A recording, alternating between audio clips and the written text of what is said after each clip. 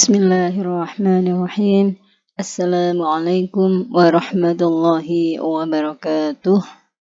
Alhamdulillahi rabbil alamin. Allahumma salli wa sallim ala sayyidina Muhammad wa ala ali sayyidina Muhammad.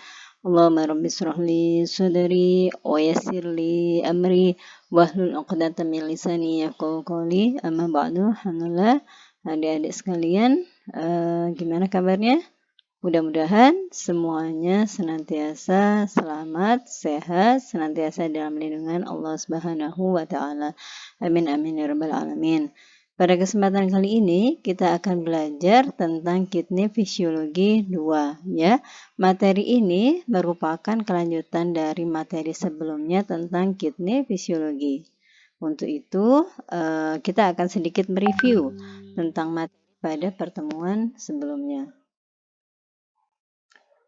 Oke, ini adalah beberapa fungsi dari ginjal. Yang pertama adalah mengontrol keseimbangan asam basa, kemudian mengontrol keseimbangan cairan tubuh, mempertahankan keseimbangan elektrolit, kemudian mengeluarkan toksin dan produk-produk buangan atau sampah keluar dari tubuh, kemudian mengontrol tekanan darah dengan cara mensekresi hormon renin, kemudian memproduksi hormon eritropoietin untuk meningkatkan produksi eritrosit, kemudian mengaktifasi vitamin D untuk menjadi vitamin D3, kemudian membentuk urin, ya, melalui 3 tahapan: filtrasi, sekresi, dan reabsorpsi. Untuk fungsi ginjal yang terakhir ini sudah kita pelajari pada pertemuan sebelumnya.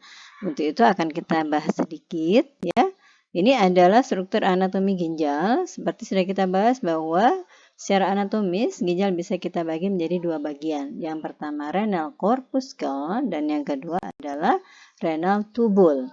Oke. Untuk renal corpuscle ini terdiri dari beberapa bagian, ya. Coba Anda amati, ya. Renal corpuscle ini tersusun atas glomerulus beserta kapsul glomerulus. Kapsul glomerulus kita kenal sebagai kapsula Bowman. Oke, glomerulus ini tersusun atas anyaman kapiler, ya. Tersusun atas anyaman kapiler yang berfungsi untuk memfiltrasi darah. Jadi kapiler-kapiler glomerulus ini berfungsi untuk memfiltrasi darah, di mana kapiler glomerulus ini dia tersusun atas 3 lapisan. Lapisan yang paling dalam ini tersusun atas sel-sel endotel, ya. Ini tersusun atas sel-sel endotel, lapisan paling dalam, ya.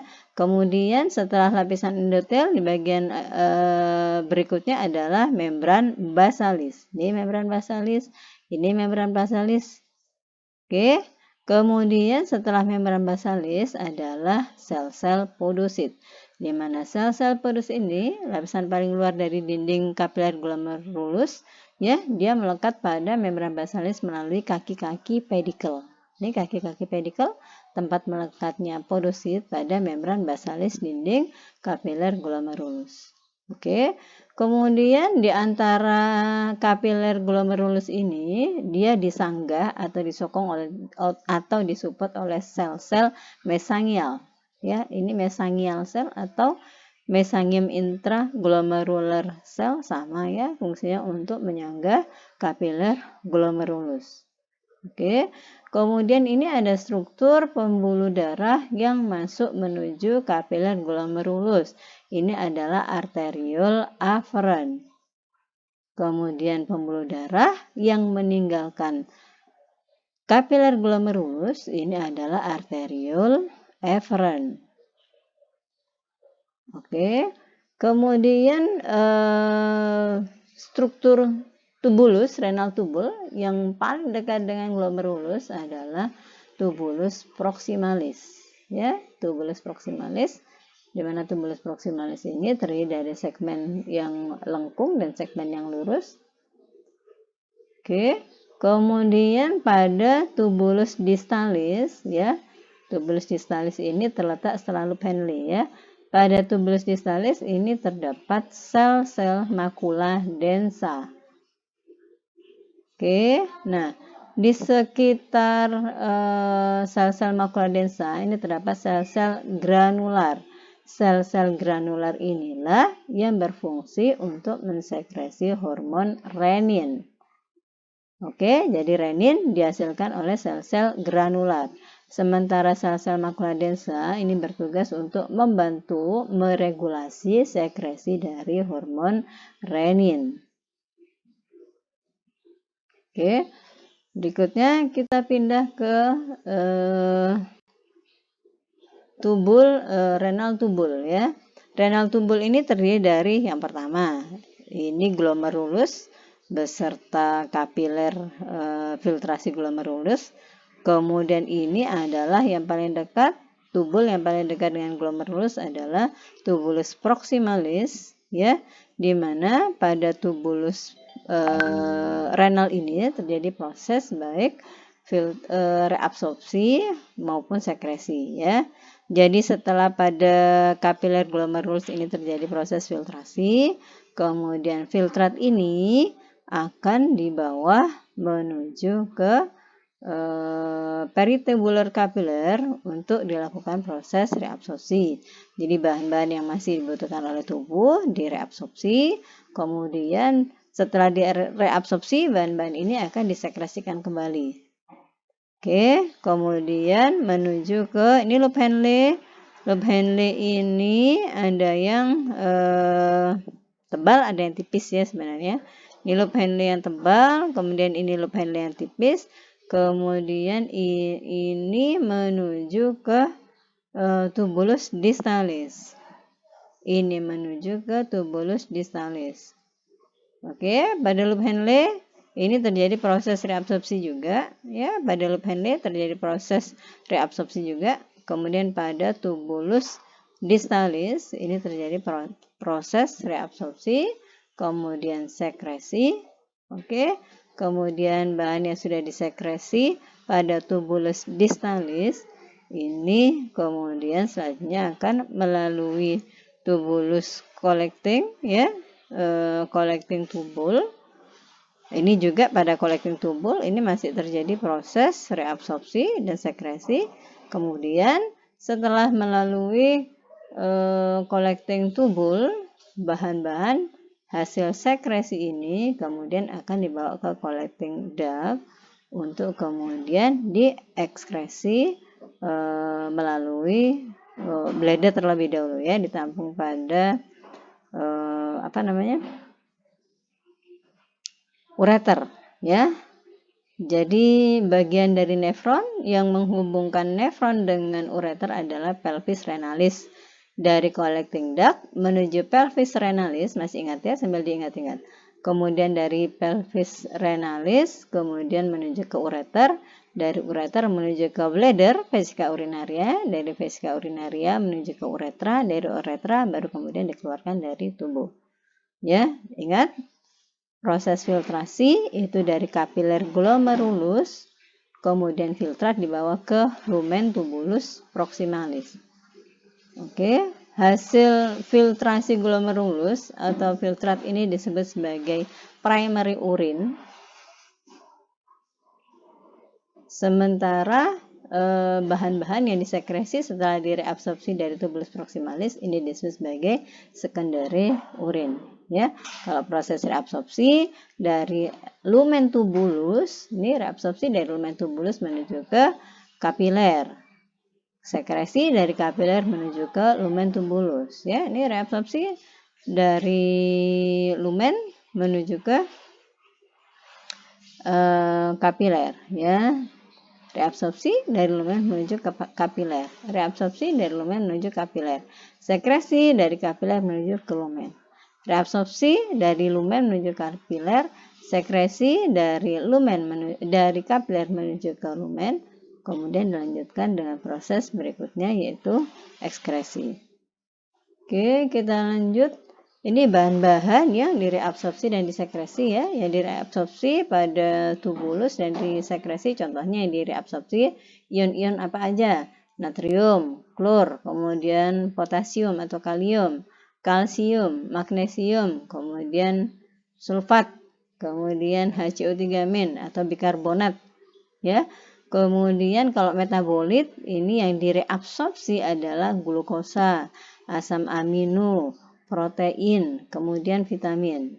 Sementara bahan-bahan yang disekresi dari kapiler menuju ke lumen tubulus adalah yang ion yang disekresi adalah kalium, kemudian H+, kemudian kalsium, kemudian PO4 tigamin atau fosfat, kemudian zat-zat hasil metabolisme, kreatinin, ini merupakan hasil metabolisme dari kreatin otot, kemudian amonia, hasil metabolisme asam amino, kemudian asam-asam organik dan basa organik. Kemudian bahan lain yang juga disekresi adalah neurotransmitter seperti asetilkolin, kemudian norepinefrin, epinefrin, kemudian juga dopamin, kemudian histamin. Ini bahan ini bahan yang menimbulkan alergi ya. Kemudian beberapa obat seperti penisilin, atropin, morfin, dan obat-obat yang lain juga harus disekresi dikeluarkan dari tubuh.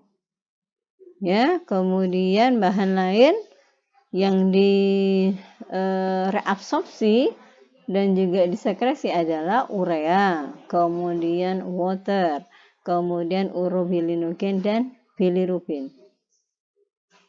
Kita lanjut. Nah, tabel ini menunjukkan ion-ion yang direabsorpsi dan yang disekresi oleh tubulus ginjal. Ya, contohnya natrium dan klor dia akan direabsorpsi 67% di tubulus proximalis, 25% pada thick ascending dari loop Henle, kemudian 8% pada tubulus distalis. Oke, kemudian proses sekresi Na dan Cl kalau di sini tidak disebutkan proses sekresinya ya. Kemudian untuk ion K+ atau kalium ini terjadi proses reabsorpsi 67% pada proximal tubul, 20% pada thick ascending loop Henle, kemudian juga mengalami reabsorpsi pada tubulus distalis. Kemudian urea. Urea ini dia mengalami 50% reabsorpsi, tapi juga mengalami proses sekresi. Mengapa? Karena urea ini 50% urea yang terdapat dalam urin primer ini akan berdifusi ke dalam darah atau mengalami reabsorpsi. Hal ini bertujuan untuk karena adanya perbedaan konsentrasi yang disebabkan oleh reabsorpsi air antara urin primer, sel-sel tubulus konvulsi proximalis dan juga darah. Jadi 50% urea ini akan direabsorpsi, 50% akan disekresi. Oke, kemudian fosfat 85% dari reabsorpsi di tubulus proximalis. Kemudian kalsium 60% dia direabsorpsi di tubulus proximalis, 30% direabsorpsi pada loop Henle yang thick ascending. Kemudian magnesium dia direabsorpsi pada thick ascending dari loop Henle. Oke, coba kita lihat tabel berikutnya. Nah, tabel ini menunjukkan bahan-bahan yang direabsorpsi dan diekskresi, difiltrasi, direabsorpsi, kemudian diekskresi dari tubuh kita. Tabel ini lebih simpel dari tabel sebelumnya. Kalau tabel sebelumnya lebih rinci. Oke, nah di sini disebutkan bahwa glukosa ini dia difilter, hasil filter glukosa adalah 180. Sementara yang direabsorpsi adalah 180. Jadi, tidak ada glukosa yang diekskresikan. Semua hasil filtrasi direabsorpsi semua. Jadi, kalau misalnya terdapat glukosa di dalam urin, apa artinya? Terjadi gangguan pada kapiler glomerulus sehingga glukosa bisa lewat. Nah, pada pertemuan kemarin masih ingat yang bisa glukosa pada lapisan yang pertama endotel dia masih bisa lewat ya. Tapi kemudian pada membran basalis sudah tidak bisa lewat. Oke. Kemudian bikarbonat, coba Anda amati. Bikarbonat dia difilter sejumlah 4320, sementara di reabsorpsinya 4318. Tersisa 2 yang diekskresikan. Oke, kemudian sodium juga jadi klor juga, potasium juga, kemudian urea juga. Jadi ada sebagian yang direabsorpsi dan ada sebagian yang diekskresi. Kemudian kreatinin. Kalau kreatinin itu tidak ada yang direabsorpsi sama sekali. Jadi semuanya diekskresikan. Ingat ya, kalau kreatinin ini berbanding terbalik dengan glukosa. Kalau glukosa ini direabsorpsi semua, jadi tidak boleh ditemukan glukosa di dalam urin. Sebaliknya kalau kreatinin ini tidak ada yang direabsorpsi, semuanya diekskresi. Ya, semuanya diekskresikan. Oke, kita pindah. Nah, ini adalah ilustrasi sederhana fungsi ginjal dalam memproduksi urin, ya. Jadi, apabila ada aliran darah yang masuk ke dalam ginjal, ini akan melalui pintu afferent arteriole, ya. Kemudian dari afferent arteriole akan dibawa menuju ke kapiler glomerulus, kemudian mengalami proses filtrasi melewati 3 lapisan kapiler glomerulus. Kemudian hasil filtrasinya kita sebut sebagai filtrat, ini ditampung oleh kapsula Bowman.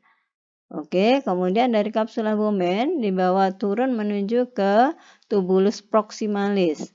Pada tubulus proximalis ini akan mengalami proses reabsorpsi, jadi bahan-bahan yang masih dibutuhkan oleh tubuh di bawah menuju ke peritubular kapiler. Kemudian bahan-bahan yang sudah tidak dibutuhkan oleh tubuh akan mengalami proses sekresi.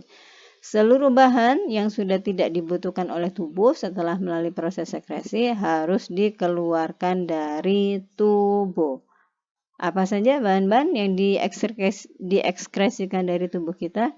Yang pertama, ion potasium atau kalium, ion hidrogen, ion amonium, kemudian urea, kemudian kreatinin, berikutnya adalah asam urat, uric acid, kemudian bilirubin yang merupakan produk akhir dari pemecahan hemoglobin, kemudian metabolit hormon, berikutnya adalah toksin, kemudian benda-benda asing seperti pestisida, bahan-bahan tambahan makanan seperti zat pewarna, zat pengawet, zat perasa. Ya, nah pestisida, kenapa tubuh kita bisa mengkonsumsi pestisida? Pestisida ini biasanya melekat pada sayuran atau pada kulit buah, ya. Pada proses penanaman biasanya diberikan pestisida sebagai obat anti hama, ya, dan biasanya pestisida ini masih tetap melekat pada kulit dari buah. Kemudian bahan yang juga diekskresikan dari tubuh kita adalah obat, ya, diantaranya adalah penisilin yang merupakan antibiotik. Oke, nah kita kembali ke fungsi ginjal. Jadi masih ingat, jadi kita ulang lagi ya proses filtrasi darah, mulai darah masuk arteriol afferent, ya, dari arteriol afferent kemudian menuju ke kapiler glomerulus. Dari kapiler glomerulus, nanti sambil dilihat gambarnya ya, dari kapiler glomerulus kemudian menuju ke tubulus proximalis. Dari tubulus proximalis menuju ke loop Henle. Dari loop Henle menuju ke tubulus distalis. Dari tubulus distalis menuju ke collecting tubule. Dari collecting tubule menuju ke collecting duct. Dari collecting duct menuju ke pelvis renalis. Dari pelvis renalis menuju ke ureter. Dari ureter menuju ke vesika urinaria. Dari vesika urinaria menuju ke uretra. Dari uretra baru dikeluarkan ke luar tubuh, ya. Nah, uretra ini berbeda pada wanita dengan pada pria. Kalau pada wanita, uretra hanya berfungsi untuk proses urinasi atau proses pengeluaran urin, sementara pada pria, selain untuk proses pengeluaran urin, uretra juga berfungsi untuk ejakulasi, yakni pengeluaran semen. Ingat, tadi kita sebutkan pelvis renalis ya. Pelvis renalis ini merupakan bagian dari nefron yang langsung berhubungan dengan ureter. Bagian dari nefron yang berhubungan dengan ureter kita sebut sebagai pelvis renalis ya. Kita kembali lagi ke fungsi ginjal. Ini beberapa fungsi ginjal ya. Kita lanjut. Nah, berkaitan dengan fungsi ginjal untuk meregulasi keseimbangan cairan tubuh, sedikit kita review tentang kompartemen cairan tubuh ya, di mana cairan tubuh kita ini menyusun 60% dari tubuh kita. 60% tubuh kita disusun oleh air, sementara 40% disusun oleh zat padat. Di mana yang 60% ini dibagi menjadi cairan intraseluler dan ekstraseluler. Oke, mari kita lihat ke pembagian berikut ini ya. Jadi cairan tubuh dibagi menjadi dua, intrasel dan ekstrasel. Intrasel tentunya yang berada di dalam sel, ekstrasel yang berada di luar sel. Yang intrasel ini jumlahnya 60%. Oke. Sementara yang ekstraseluler, ini mestinya 40% ya, bukan 20%. Nanti mohon diganti ya. Yang ekstraseluler ini adalah 40%. Oke, yang ekstraseluler ini dia terdiri atas atau tersusun atas cairan interstisial. Cairan interstisial ini cairan yang terletak di antara sel. Ini 80% dari ICF. Kemudian cairan ekstraseluler juga disusun oleh cairan intravaskuler. Cairan yang terdapat di dalam pembuluh darah atau yang seringkali kita sebut sebagai cairan plasma. Ini 20% dari ICF. Kemudian cairan transseluler. Cairan transseluler ini terdapat di dalam rongga-rongga khusus. Jumlahnya sedikit karena itu seringkali diabaikan. Ya, cairan apa saja yang termasuk dalam cairan transseluler? Cairan yang terdapat pada sendi atau cairan sinovial yang berfungsi sebagai pelumas sendi. Kemudian cairan peritoneal ya, terdapat pada rongga peritoneum. Kemudian cairan perikardial yang terdapat pada lapisan perikardium.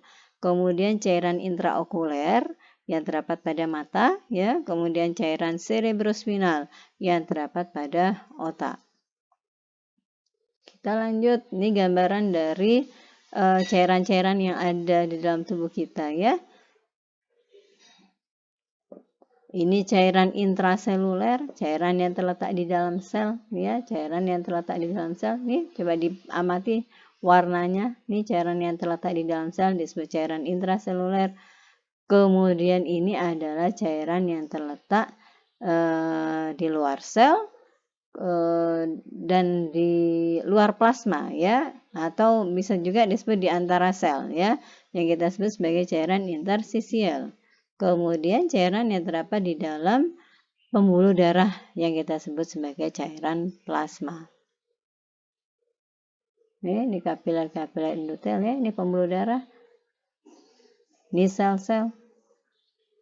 Oke. Nah, ini adalah gambaran keseimbangan bahwa cairan yang masuk ke dalam tubuh kita ini dalam keadaan steady state. Steady state itu apa artinya? Homeostasis, seimbang ya. Jumlah cairan yang masuk dengan jumlah cairan yang dikeluarkan harus sama. Ya, misalnya jumlah cairan yang masuk yang kita konsumsi berasal dari makanan, minuman atau dari metabolisme 2300 ml. Misalnya, maka jumlah cairan yang harus dikeluarkan harus sama 2300 ml juga. Pengeluarannya bisa lewat apa? Bisa lewat incisible skin, kemudian paru, kemudian lewat keringat, kemudian lewat feses ya, kemudian lewat urin.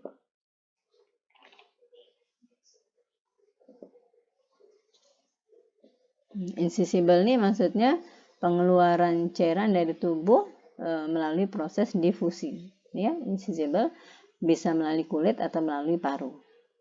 Oke. Nah, ini komposisi plasma. Plasma itu isinya apa aja sih? Yang pertama yang pasti paling banyak adalah air, kemudian ion, ya, kemudian bahan-bahan organik Seperti apa? Asam amino, kemudian protein, glukosa, lipid, kemudian nitrogen, kemudian gas. Gas itu seperti O2 dan CO2. Kemudian trace elemen dan vitamin.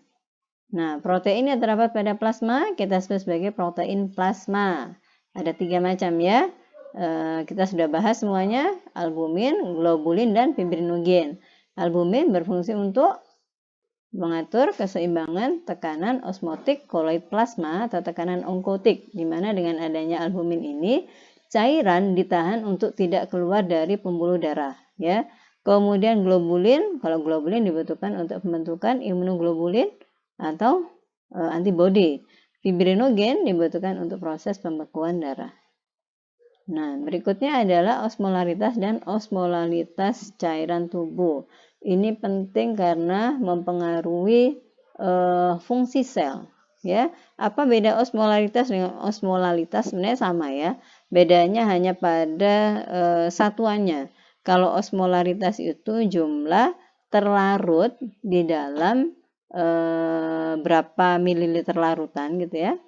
Di dalam 1 liter larutan atau di dalam 1000 ml larutan, sementara osmolalitas itu adalah jumlah zat terlarut di dalam 1 kilo pelarut. Oke. Nah, ini gambaran ion-ion yang terdapat pada cairan ekstraseluler dan intraseluler. Ini sudah kita pelajari pada materi faal yang pertama kali ya, faal sel yang pertama kali ya. Jadi Anda amati, ini ion-ion yang penting untuk proses aksi potensial. Apa? Natrium, kalium yang utama ya. Natrium ini dia lebih banyak pada ekstrasel. Coba Anda amati, pada intrasel hanya 10 mili ekivalen per liter ya. Sementara kalium dia lebih banyak pada intrasel. Ya, kemudian kalsium masih ingat fungsinya banyak kalsium ya, diantaranya dia bisa berperan sebagai second messenger.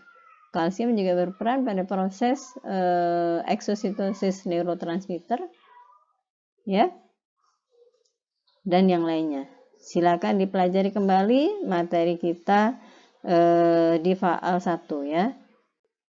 Nah, berkaitan dengan osmolaritas dan osmolalitas, maka cairan tubuh ini kita kenal ada yang isotonik, kemudian hipotonik dan hipertonik. Kalau isotonik itu osmolaritas cairan tubuh adalah 282 miliosmol per liter. Atau seringkali kadang-kadang kalau Anda baca di jurnal atau textbook itu disebutkan 230 ya. 300 miliosmol per liter atau tepatnya 282 miliosmol per liter. Kalau hipotonik berarti osmolaritasnya di bawah 282. Kalau hipertonik berarti osmolaritasnya lebih dari 282. Oke ya. Hipo lebih rendah dari 282, kemudian hiper osmolaritasnya lebih dari 282 ya. Hipotonik lebih rendah, hipertonik lebih tinggi. Oke, nah bagaimana seandainya kita mengkonsumsi cairan-cairan yang sifatnya isotonik? Kalau misalnya kita mengkonsumsi cairan yang sifatnya isotonik, maka osmolaritas cairan tubuh tidak akan berubah. Jadi aman, tidak berbahaya. Sementara kalau misalnya kita minum cairan yang sifatnya itu hipotonik, di mana osmolaritasnya itu lebih rendah dari cairan ekstrasel, atau yang hipertonik di mana osmolaritas cairan tersebut lebih tinggi dari cairan ekstraseluler, maka apa yang akan terjadi? Nah, ini gambarannya ya. Seperti kita ketahui proses difusi, masih ingat ya? Difusi adalah proses pasif di mana bahan berpindah dari membran sel karena gradien konsentrasi. Seringkali disebutkan proses difusi terjadi karena perbedaan gradien konsentrasi, yaitu dari konsentrasi tinggi ke konsentrasi rendah. Sementara cairan sebaliknya, kalau cairan itu dia bergerak dari konsentrasi rendah ke konsentrasi tinggi. Jadi airnya cairannya yang bergerak, bukan bahan yang dilarutkan yang bergerak. Ya, jadi ini gambarannya. Jadi ini sel kita normal, sel tubuh yang normal dengan osmolaritas 280 miliosmol per liter, misalnya ya, 280 miliosmol per liter. Nah, ini kondisi isotonik. Ya, nah kalau misalnya kita mengkonsumsi cairan isotonik, ya, kalau kita mengkonsumsi cairan isotonik, maka sel tidak akan mengalami perubahan bentuk dan ukuran. Kalau misalnya kita mengkonsumsi cairan isotonik, maka sel tidak akan mengalami perubahan bentuk dan ukuran. Nah, bagaimana kalau misalnya kita mengkonsumsi cairan yang sifatnya B ini ya, hipertonik.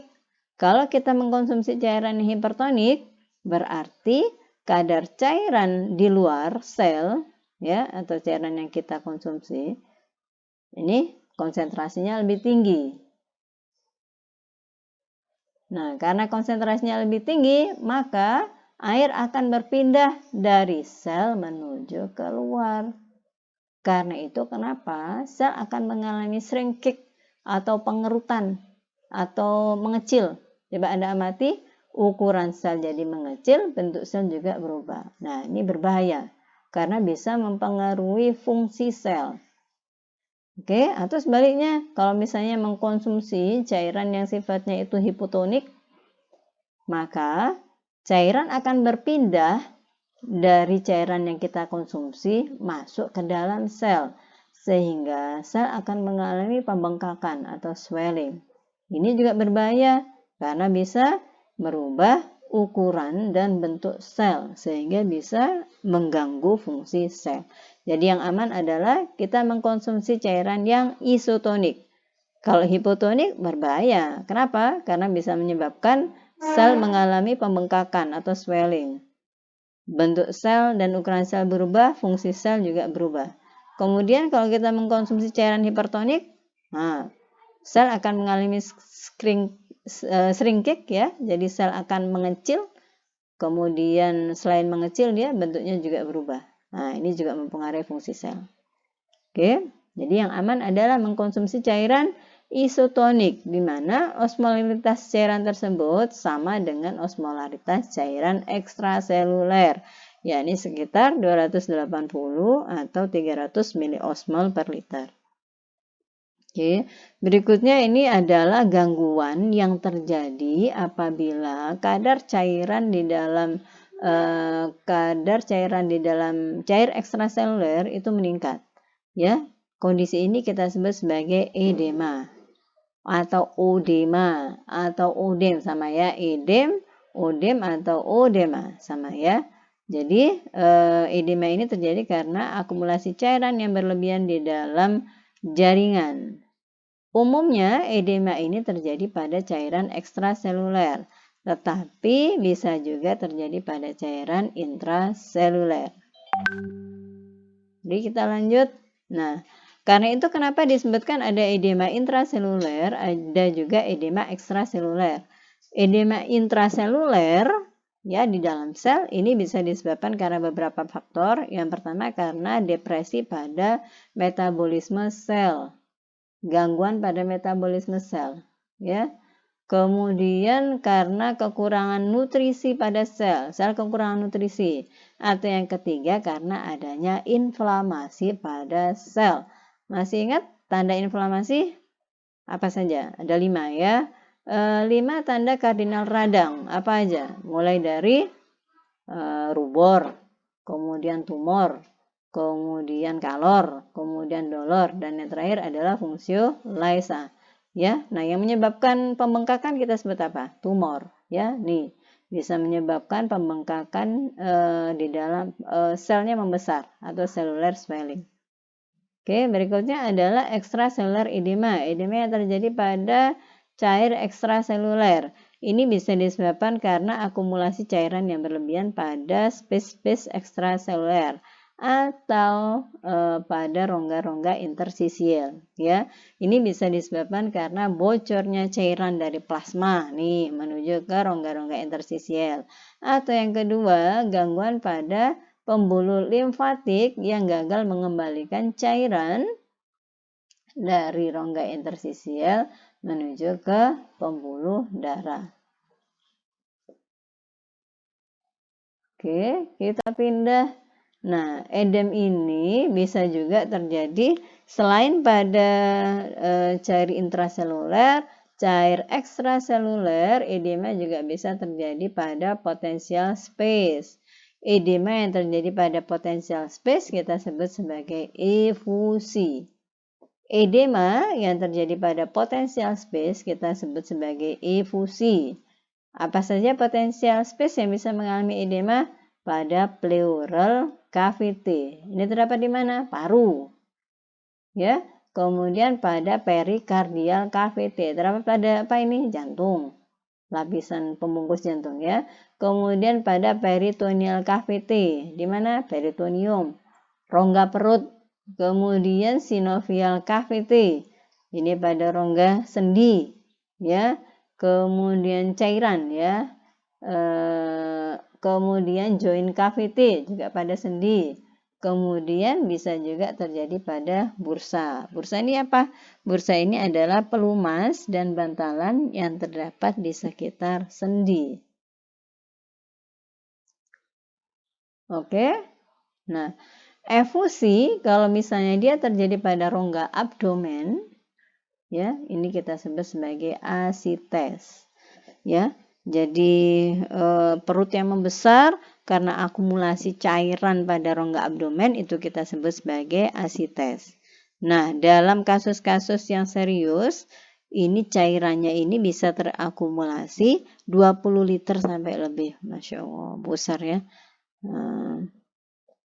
Jadi dalam kasus-kasus serius, cairan yang terakumulasi pada rongga abdomen ini bisa sampai 20 liter atau lebih. Efusi itu merupakan edema yang terletak pada rongga potensial, di mana efusi yang terjadi pada rongga abdomen itu kita sebut sebagai asites. Rongga potensial seperti apa? Pleura, perikardial, peritoneal, sinovial, kemudian juga joint cavity serta bursa. Oke, kita lanjut nih gambaran dari edema ya. Coba Anda bandingkan, ini adalah kaki normal ya sebelah kiri ya.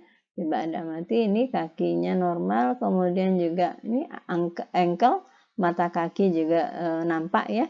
Kemudian pada edema yang tingkat sedang, tingkat ringan atau mild, coba Anda amati sudah mulai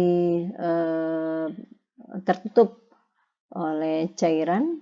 Ya, kemudian ini seperti lebih gemuk ya. Kemudian kalau ini moderate sampai severe edema ya.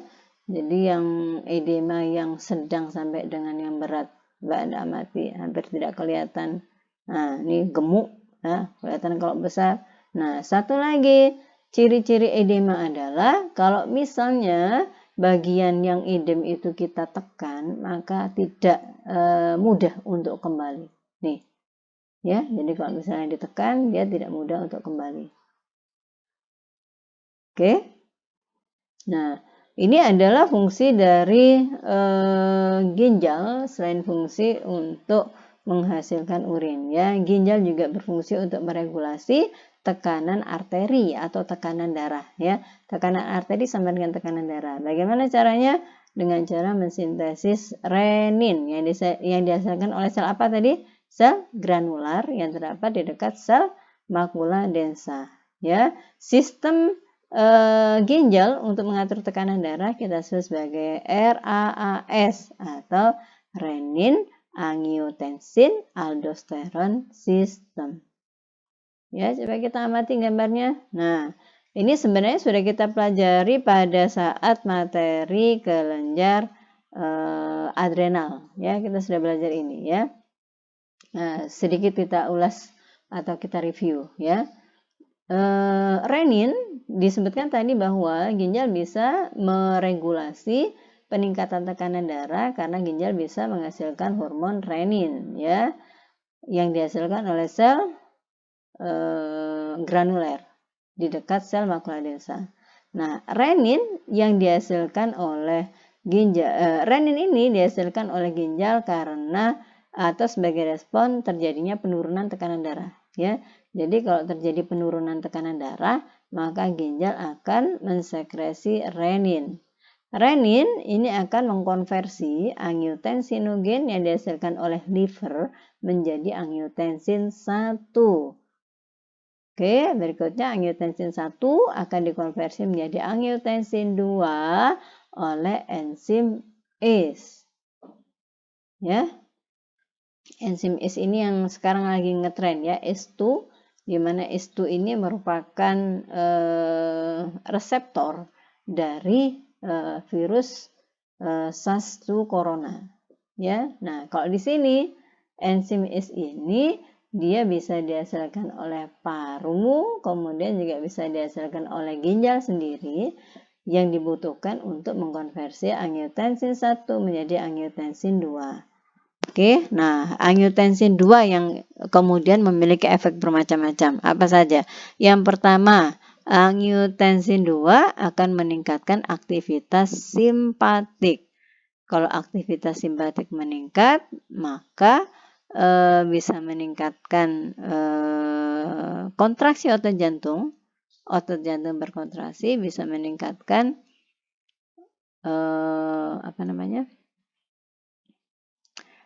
jumlah darah, volume darah, ya, sehingga tekanan darah akan meningkat. Oke ya.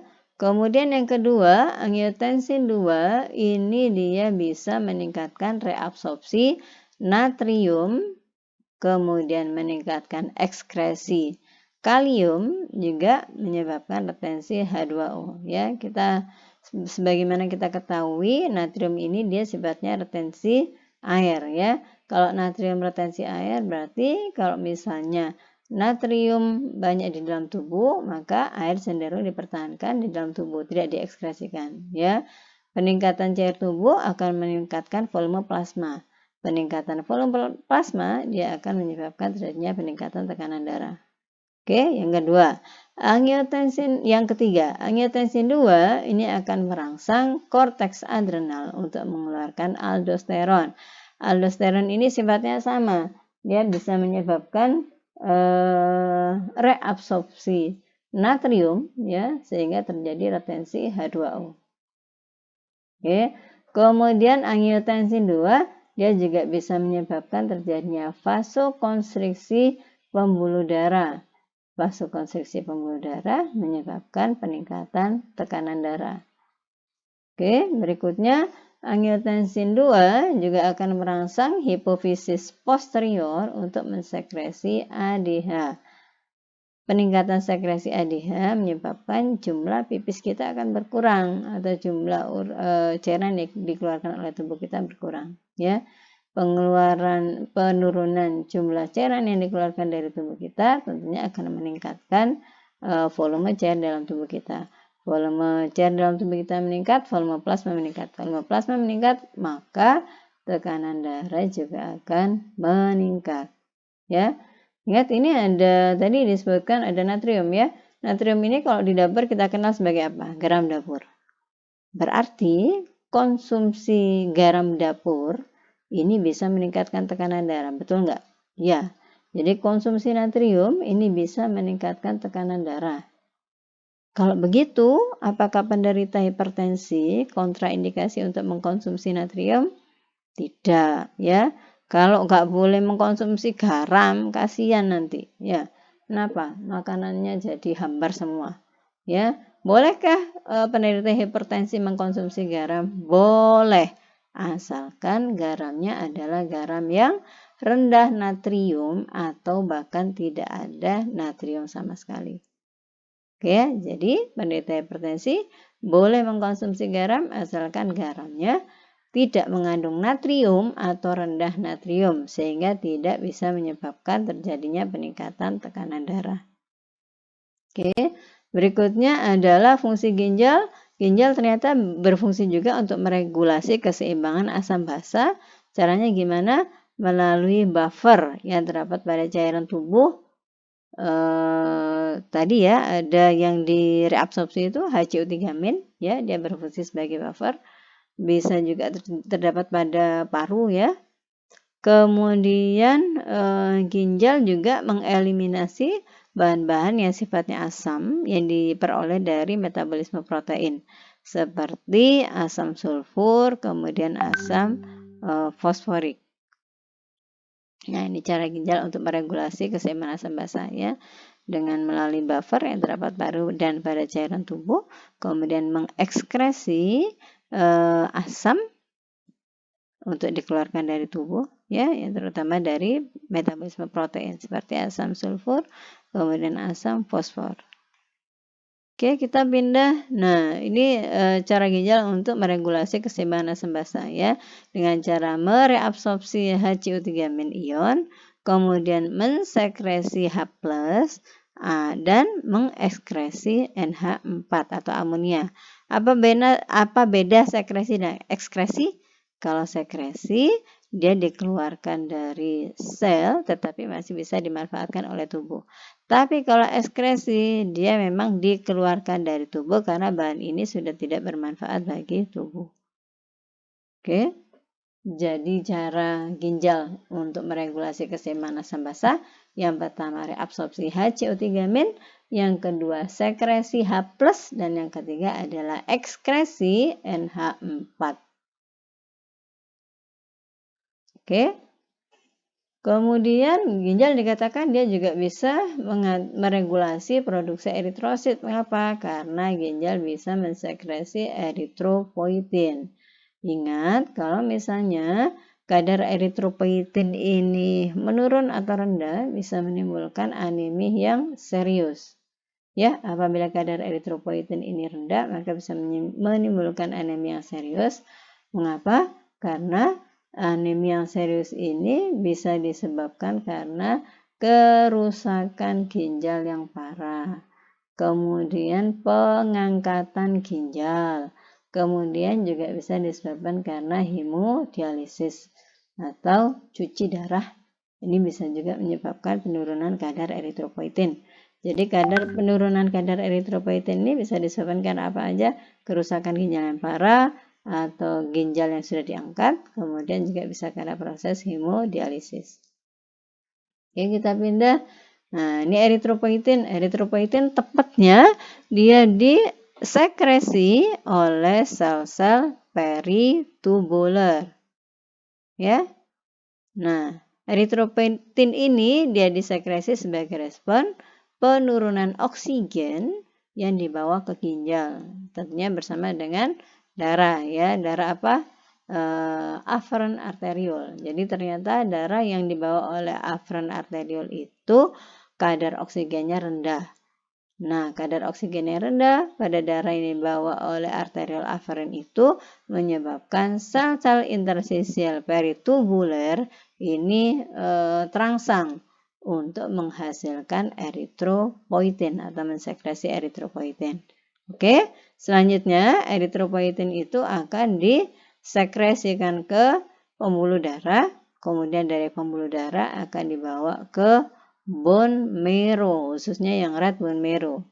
Ya, di mana eritropoietin ini dibutuhkan untuk konversi proeritroblast untuk menjadi retikulosit.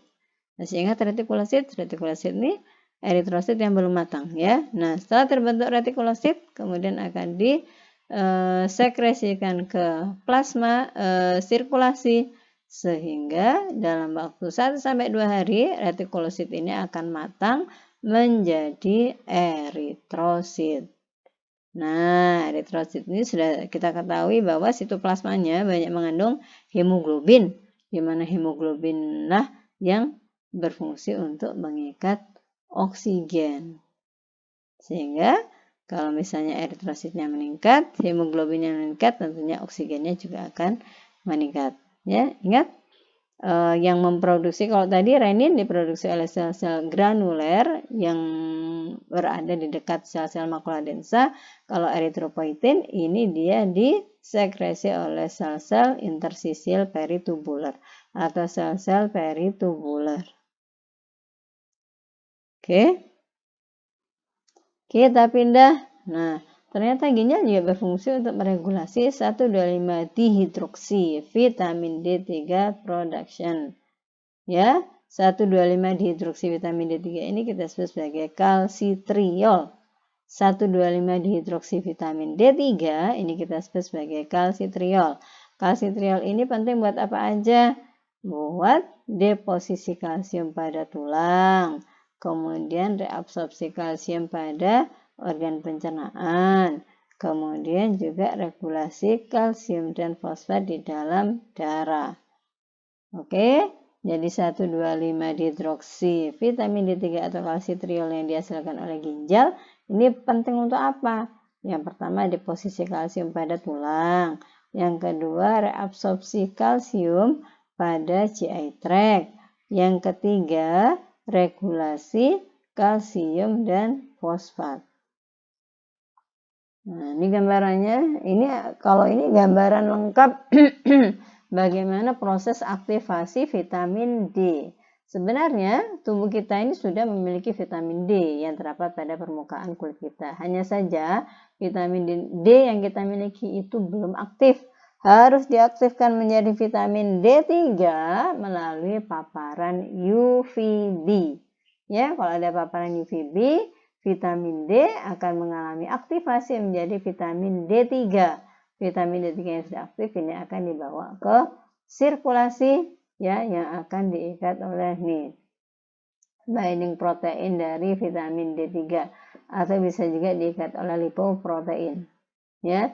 Nah, selain diperoleh dari paparan sinar matahari, vitamin D3 terutama buat individu yang tinggal di daerah 4 musim, di mana pada musim dingin tidak ada sinar matahari, maka kebutuhan vitamin D3 diperoleh dari diet, ya. Ini diet yang mengandung yang kaya akan vitamin D3, ya, susu, kemudian keju, kemudian ini ada ikan. Oke. Nah, coba Anda amati vitamin D3 ini kemudian akan mengalami proses konversi. Nah, pada ginjal, Anda amati pada ginjal. Pada ginjal, vitamin D3 ini akan mengalami proses konversi membentuk 1,2,5 dihidroksi vitamin D3 atau kalsitriol. Ya, kalsitriol ini asalnya berperan pada deposisi kalsium pada tulang. Oke, berikutnya adalah regulasi sintesis glukosa. Ginjal ternyata juga bisa mensintesis glukosa. Bahannya apa? Bisa asam amino atau prekursor yang lain, terutama selama puasa. Jadi pada saat puasa, yang menyediakan glukosa buat tubuh kita adalah ginjal. Oke, proses pembentukan glukosa selain dari bahan karbohidrat kita sebut sebagai gluconeogenesis. Jadi proses gluconeogenesis selama puasa ini dilakukan oleh ginjal. Proses glucogenesis pada saat puasa ini dilakukan oleh ginjal. Ini berbeda sekali dengan fungsi liver, ya. Nah, mengapa ginjal bisa meregulasi sintesis glukosa? Nah, karena ternyata masih ingat ya, secara struktur ginjal itu dibagi menjadi dua bagian, kortek dan medula. Kortek bagian luar dan medula bagian dalam. Ya.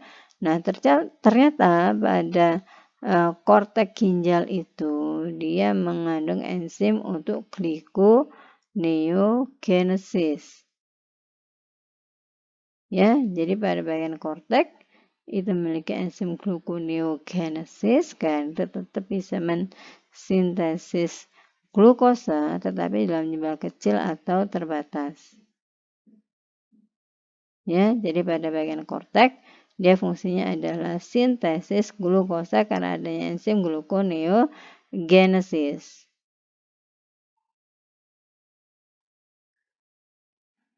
Oke, nah bahan utama untuk proses gluconeogenesis ini adalah glutamin, laktat, dan gliserol. Bahan utama untuk proses gluconeogenesis adalah glutamin, laktat, dan gliserol. Oke, sementara pada bagian medula, ini glukosa sebagian besar adalah digunakan. Ya, kalau pada kortek glukosa disintesis, kalau pada medula glukosa ini digunakan. Ya, pada korteks sedikit enzim heksokinase. Sebaliknya kalau pada medula ini banyak sekali enzim heksokinase yang dibutuhkan untuk proses glikolisis.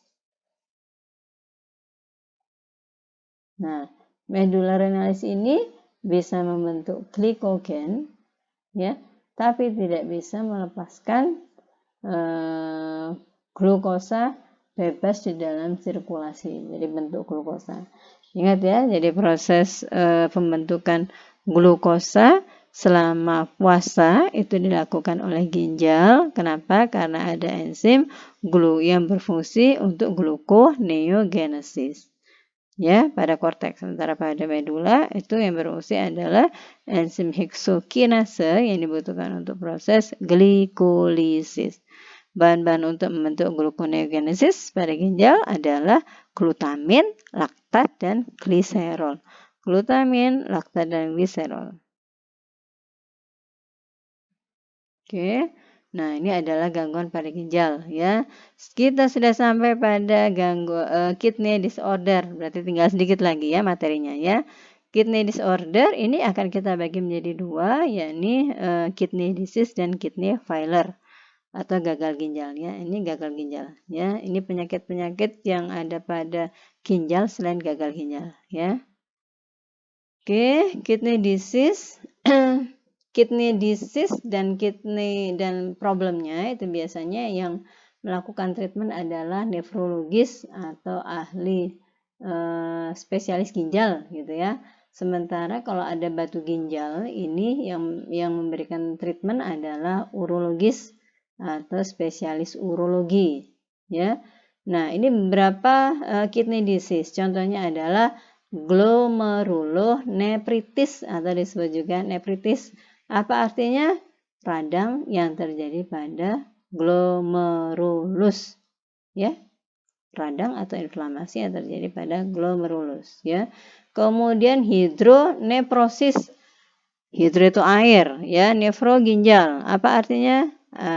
Adanya cairan yang terkumpul pada ginjal yang disebabkan karena adanya blok atau hambatan pada aliran urin. Jadi cairan terkumpul pada ginjal karena urinnya tidak bisa mengalir. Oke, berikutnya adalah pyelonefritis. Pyelonefritis ini adalah adanya distribusi atau penyebaran bakteri dari vesika urinaria menuju ke ginjal. Pyelonefritis ini terjadi karena bakteri menyebar dari vesika urinaria menuju ke ginjal. Jadi balik ke ginjal gitu ya, dari vesika urinaria menuju ke ginjal, aliran balik. Ini menyebabkan terjadinya infeksi. Oke, kemudian batu ginjal atau disebut juga sebagai kalkuli. Nah, batu ginjal ini umumnya terbentuk di dalam ginjal memang ya. Umumnya terbentuk pada ginjal. Atau kadang-kadang juga bisa terbentuk pada saluran urin. Nah, kidney disease yang lain adalah tumor dan kanker. Kemudian berikutnya nefrosis ya. Nefrosis ini bisa berlanjut menjadi kidney failure. Ingat, nefrosis bila tidak ditangani bisa berlanjut menjadi kidney failure. Nefrosis namanya apa tadi? Glomerulonefritis ya, atau nefritis atau nefrosis ya, sama ya. Ini kalau misalnya tidak diterapi maka bisa berlanjut menjadi kidney failure ya. Kemudian polycystic kidney disease. Jadi artinya kista-kista pada ginjal ya. Cairan mengisi kista ya, cairan mengisi kista-kista yang terdapat pada ginjal ya. Kemudian renal hipertensi. Ini hipertensi yang terjadi yang disebabkan karena gangguan pada ginjal, di mana ginjal tidak cukup mendapatkan darah. Karena ginjal tidak cukup mendapatkan darah, agar ginjal cukup mendapatkan darah, maka tubuh mengkompensasi dengan cara meningkatkan tekanan darah. Kemudian renal infarction, infak pada renal ya. infak pada renal ini mirip-mirip dengan heart attack atau infak pada jantung ya. Ini juga disebabkan, kalau infak pada jantung disebabkan karena blok pada arteri koronaria, kalau infak pada ginjal disebabkan karena blok pada pembuluh darah ginjal. Oke, kemudian renal vein clot ya, vena ginjal yang tertutup oleh clot sehingga darah tidak bisa mengalir menuju ginjal dan ini fatal. Ya. Nah, berikutnya adalah yang paling berbahaya adalah gagal ginjal, baik akut maupun kronis. Ya, penyakit ginjal yang paling berbahaya adalah gagal ginjal, baik yang akut maupun yang kronis. Ya, nah kita beranjak ke gagal ginjal akut. Gagal ginjal akut sama dengan akut renal failure atau bisa juga disebut akut kidney injury. Ya, pada akut namanya akut karena itu gangguan ginjal ini terjadi secara suddenly atau mendadak. Ya, mendadak saja ginjal tidak bisa memfilter ya darah yang mengandung zat-zat sampah. Oke.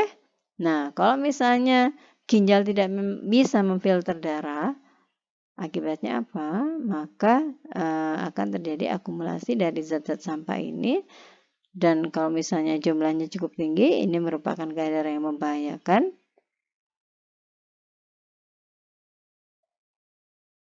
Oke. Nah, biasanya kalau sudah terjadi akumulasi bahan-bahan zat sampah yang mestinya dikeluarkan, tetapi tidak bisa dikeluarkan karena ginjal tidak bisa memfilter, maka akan terjadi gangguan keseimbangan secara cepat. Dan biasanya ini tidak akan bertahan dalam waktu yang lama. Pasien yang mengalami acute renal failure karena akumulasi zat sampah ini. Ya, nah sebagian akut renal failure ini seringkali atau terutama atau sebagian besar terjadi pada individu yang dirawat lama di rumah sakit ya, terutama yang kondisinya adalah kritis. Akut renal failure ini terutama terjadi pada individu yang lama dirawat di rumah sakit dengan kondisi yang kritis yang membutuhkan perawatan yang intensif. Oke, jadi akut renal failure sudah disebutkan tadi bisa fatal dan membutuhkan intensif treatment. Akut renal failure ini masih memungkinkan untuk kembali lagi sehat ginjalnya, ya, masih memungkinkan ginjal untuk kembali sehat, berfungsi kembali, ya. Nah, ini tanda dan gejala dari akut renal failure ya. Jadi jumlah urinnya berkurang. Jadi jangan bangga, jangan senang kalau misalnya ternyata urin kita semakin lama semakin sedikit. Ini artinya apa? Ginjal tidak lagi bisa memfilter darah sehingga tidak bisa menghasilkan filtrat atau urin. Oke, kemudian terjadi retensi air yang menyebabkan terjadinya edema. Ya, kemudian shortness breath atau nafas yang pendek, kemudian gampang lelah, confusion bingung, kemudian nausea mual, ya, weakness badan rasanya lemas, ya, irregular heartbeat irama jantung yang irregular, ya, tidak teratur, kemudian chest pain atau nyeri dada atau dada seperti serasa tertekan, ya, seizure kejang-kejang atau koma, kemudian tapi yang berbahaya kadang-kadang penderita gagal ginjal akut atau akut renal failure ini tidak memiliki tanda dan gejala, ya, tidak memiliki tanda dan gejala, dan baru diketahui setelah adanya pemeriksaan lab. Itu pun untuk pemeriksaan lab yang lain, bukan karena alasan adanya gangguan pada ginjal. Ya, ini yang berbahaya. Gagal ginjal akut itu kalau tidak pada penderita tidak ditemukan adanya tanda dan gejala. Oke. Nah, penyebabnya Nah, tadi sudah sedikit disinggung penyebab dari akut kidney failure ini adalah gangguan aliran darah menuju ginjal. Bisa juga disebabkan karena kerusakan pada ginjal, bisa juga karena adanya blok pada ureter sehingga sampah tidak bisa dikeluarkan dari tubuh bersama dengan urin. Jadi tubuh kita keracunan, gitu ya. Nah, ini beberapa risk factor ya, faktor-faktor yang meningkatkan resiko terjadinya akut kidney failure ya. 1, orang-orang yang dirawat di rumah sakit dalam waktu yang lama, kemudian usia tua, ini juga berisiko untuk mengalami akut renal failure. Kemudian adanya blok pada pembuluh darah baik pada lengan maupun pada kaki, diabetes, kemudian tekanan darah yang meningkat, kemudian gagal jantung, penyakit ginjal, kemudian penyakit liver,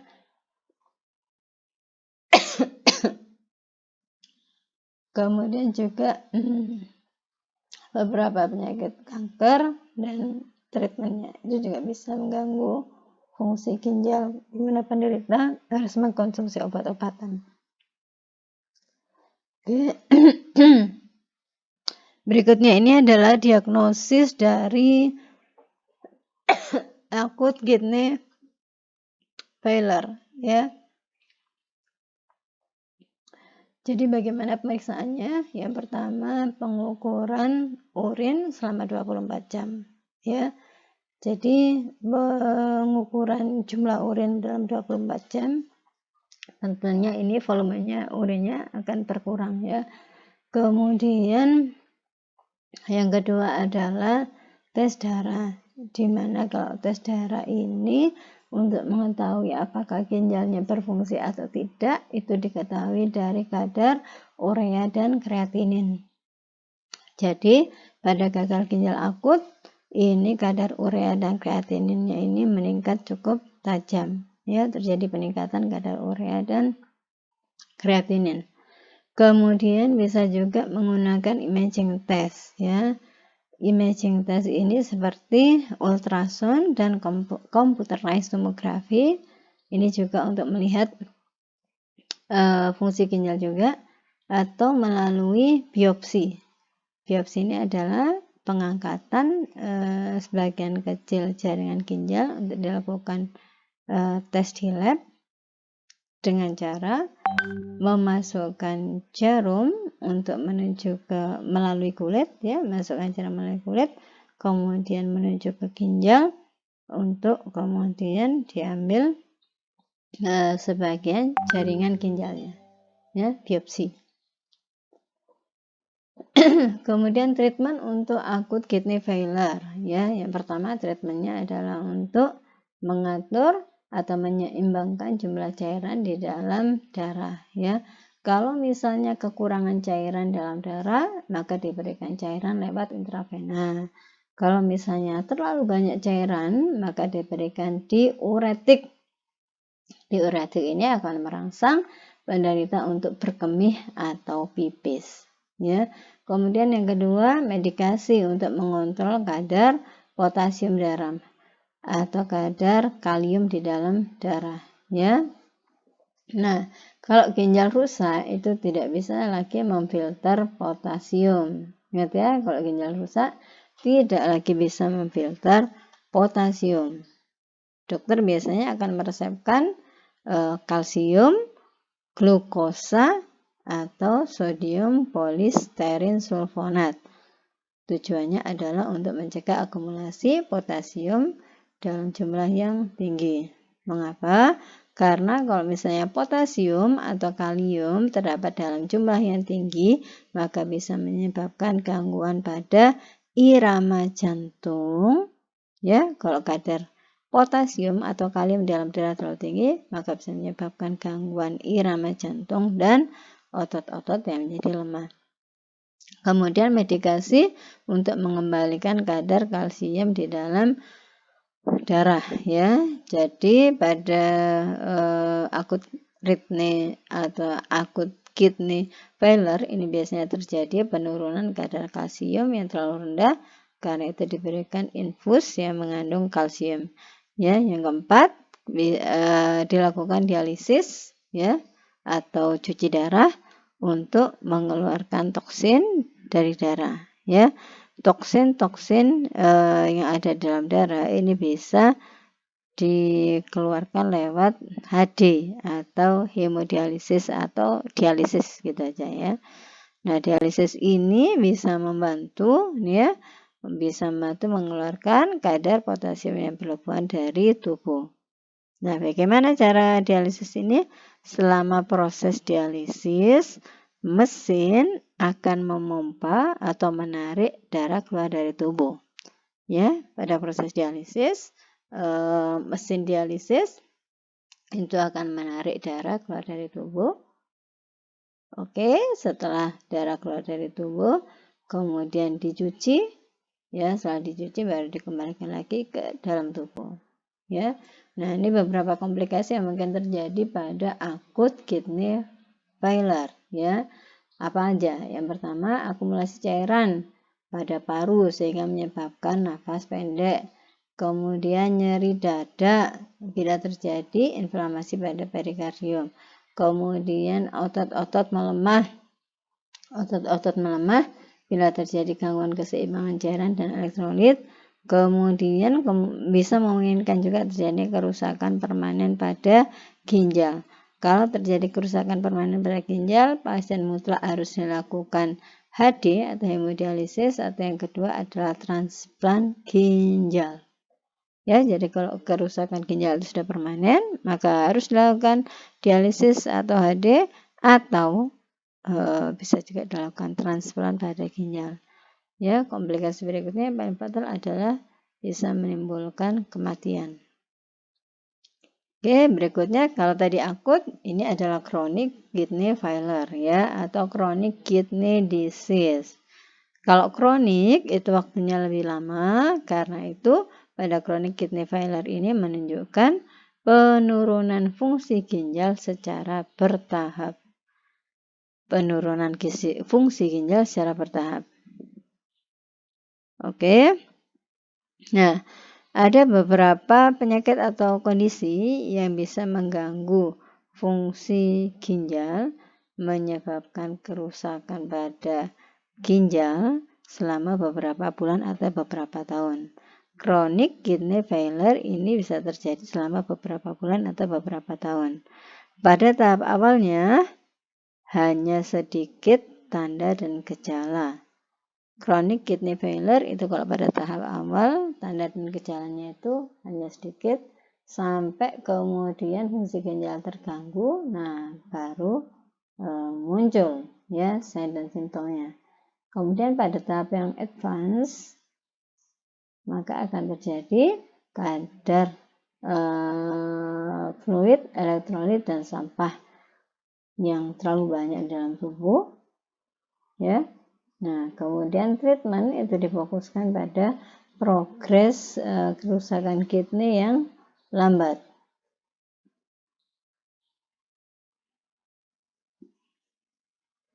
Oke, jadi yang chronic kidney failure ini juga bisa menjadi tahap akhir dari kidney failure. Kalau misalnya sudah sampai pada tahap akhir dari kidney failure, maka bisa menyebabkan kondisi yang fatal tanpa dialisis atau transplant. Ya, jadi kalau misalnya kidney failure-nya itu sudah berbahaya, sudah pada tahap akhir, gitu ya. Kalau misalnya pasiennya ini mestinya harus mendapatkan dialisis atau transplant, ternyata tidak mendapatkan dialisis atau transplant, maka bisa menyebabkan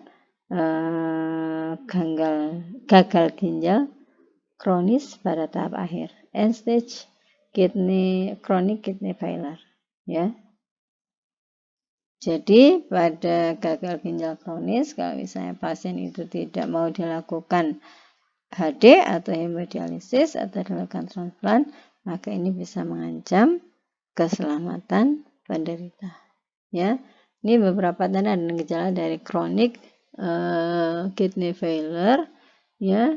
Yang sering adalah non-spesifik, ya. Yang sering adalah non-spesifik, yang bisa disebabkan karena penyakit yang lain, gitu ya. Jadi tidak ketahuan kalau dia mengalami gagal ginjal. Kenapa? Karena ginjal ini adaptasinya cukup tinggi, sehingga mampu mengkompensasi kalau misalnya terjadinya kehilangan fungsi.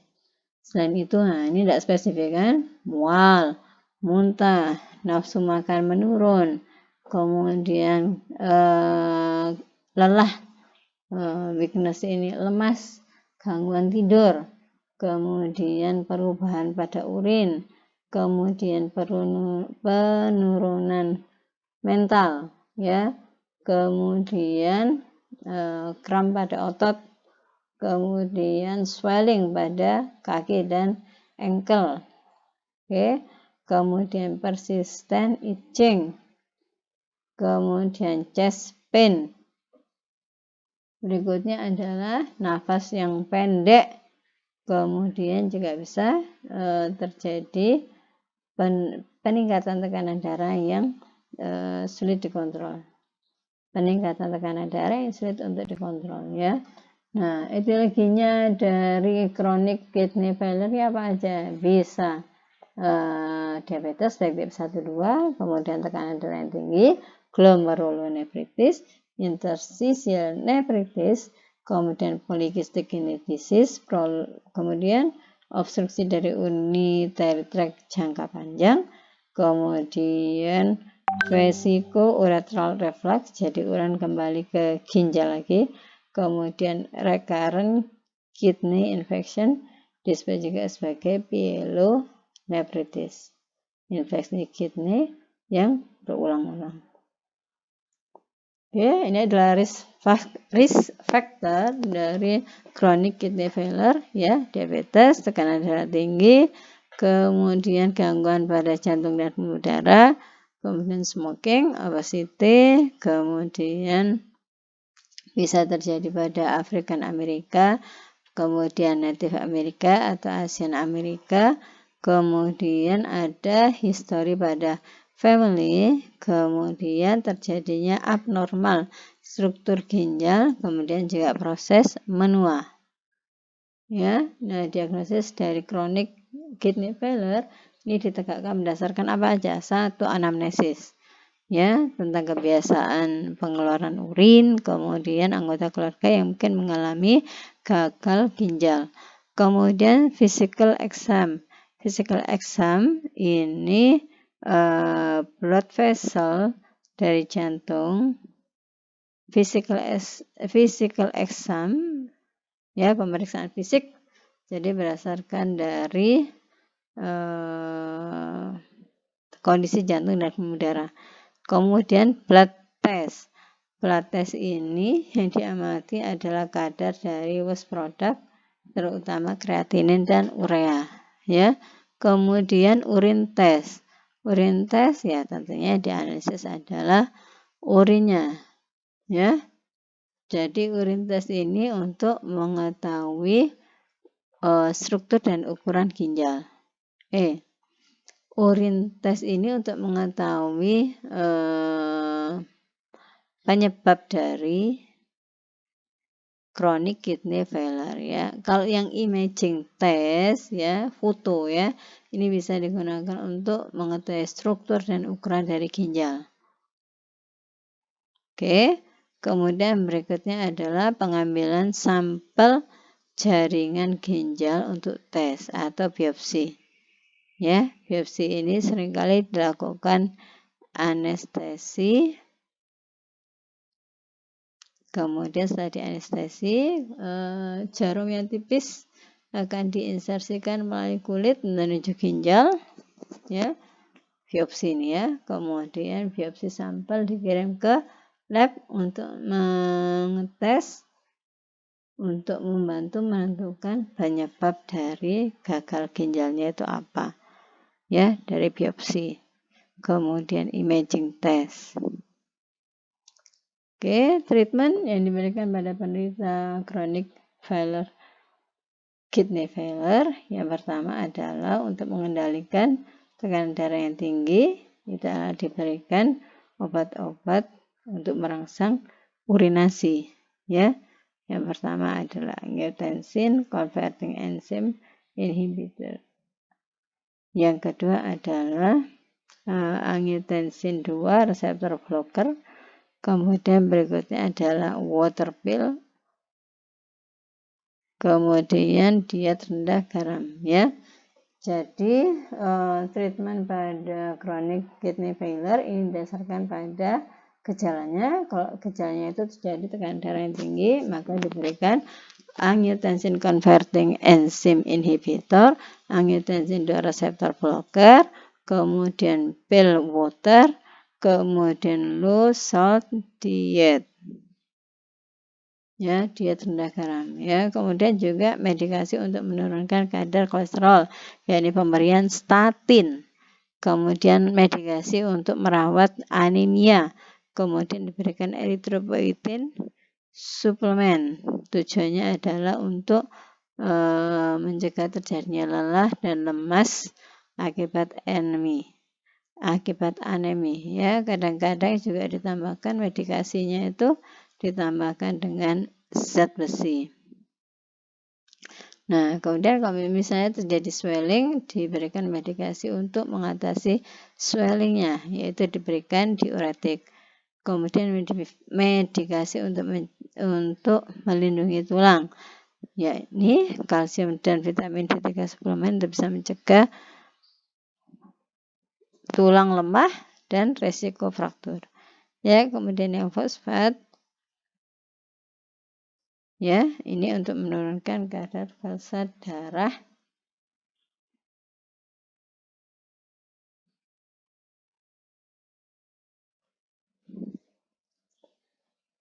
Oke. Kemudian diet rendah protein agar meminimalisir produk-produk sampah dalam darah. Kemudian metabolisme protein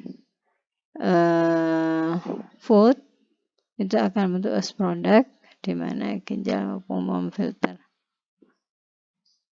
menurunkan fungsi ginjal. Kemudian konsumsi rendah protein, ya.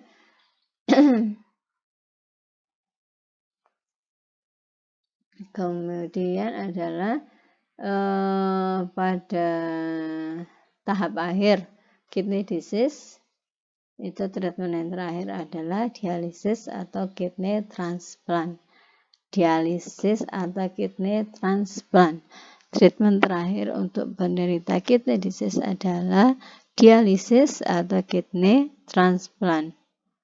Dialisis ini atau seringkali disebut sebagai dialisis artifisial, ini akan mengeluarkan zat-zat sampah dan ekstra cairan dari darah, ya. Dialisis yang artifisial ini bertugas untuk mengeluarkan produk-produk sampah dan cairan yang berlebihan dari darah pada saat ginjal tidak lagi bisa melakukan hal tersebut. Karena itu diberikan dialisis, ya. Kemudian kalau hemodialisis itu yang memfilter waste dan cairan yang berlebihan dari darah itu adalah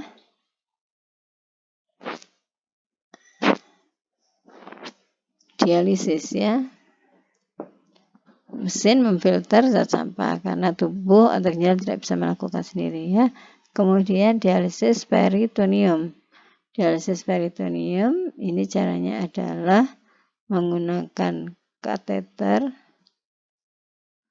yang dimasukkan ke abdomen, rongga abdomen. Oke. Nah, setelah beberapa saat ditunggu, maka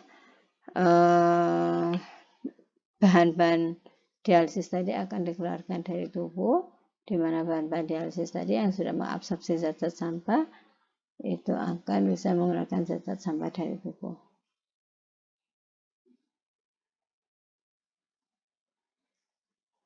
Oke.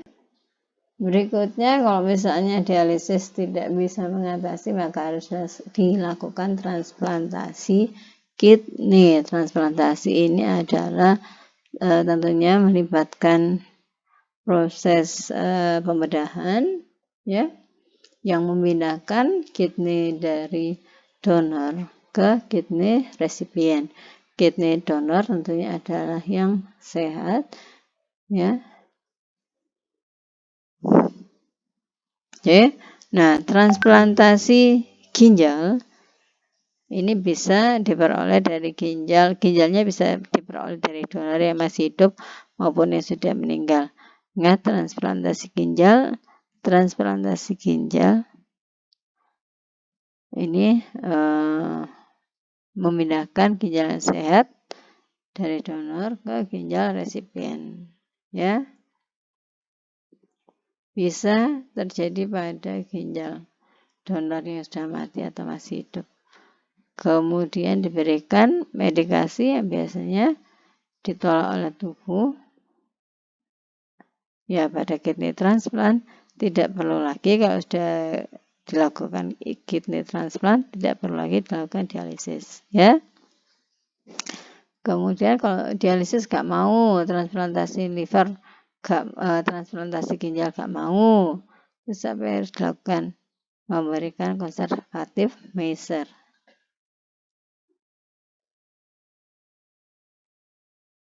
Oke, nah, dan pasien-pasien yang sudah dideteksi atau didiagnosis memiliki complete kidney failure, maka biasanya dokter memperkirakan hidupnya hanya sampai pada beberapa bulan ke depan. Kalau misalnya ternyata pasien tersebut mengalami complete kidney failure, maka hidupnya tidak akan bertahan lama, diperkirakan hanya selama beberapa bulan ke depan. Nah, ini beberapa komplikasi yang bisa terjadi pada chronic kidney failure, ya, hampir mirip dengan yang akut, ya. Bisa terjadi retensi air sehingga menyebabkan terjadinya edema. Edema ini terutama terjadi pada arm dan leg, ya, pada arm dan leg. Kemudian juga bisa meningkatkan tekanan darah, ya, meningkatkan tekanan darah. Oke, bisa juga terkumpul pada pulmonary edema. Oke, nah hiperkalemia ini bisa menyebabkan gangguan pada jantung, ya. Hiperkalemia bisa menyebabkan gangguan irama jantung. Nah, ini bisa membahayakan kehidupan, ya. Kemudian komplikasinya juga bisa mengalami heart and blood vessel disease, kemudian tulang menjadi lemah dan meningkatnya resiko tulang fraktur.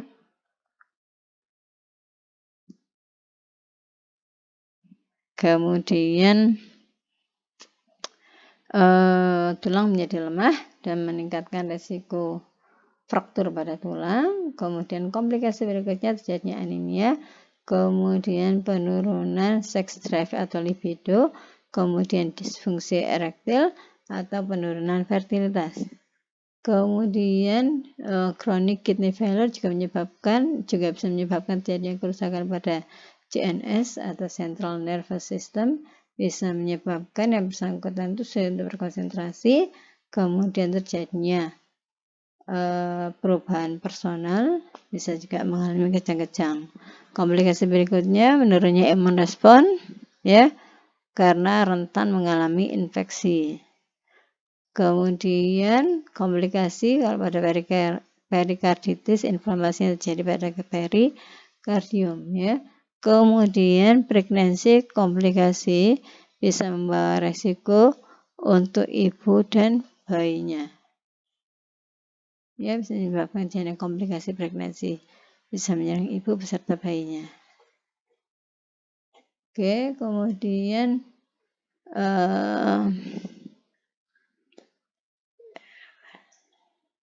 kerusakan ginjal yang bersifat irreversibel. Kerusakan ginjal yang bersifat irreversibel itu membutuhkan dialisis atau transplant. Ingat, kerusakan pada ginjal apabila dia bersifat irreversibel, kerusakan pada ginjal apabila dia bersifat irreversibel, maka membutuhkan dialisis atau transplant ginjal. Nah, alhamdulillah selesai materi kita tentang kidney fisiologi 2. Mudah-mudahan manfaat. Tetap semangat belajar, tetap jaga kesehatan. Mudah-mudahan manfaat apa yang kita bahas pada pagi hari ini. Saya mohon maaf kalau ada yang kurang berkenan. Ihdinas siratal mustaqim. Wassalamualaikum warahmatullahi wabarakatuh. Waalaikumsalam.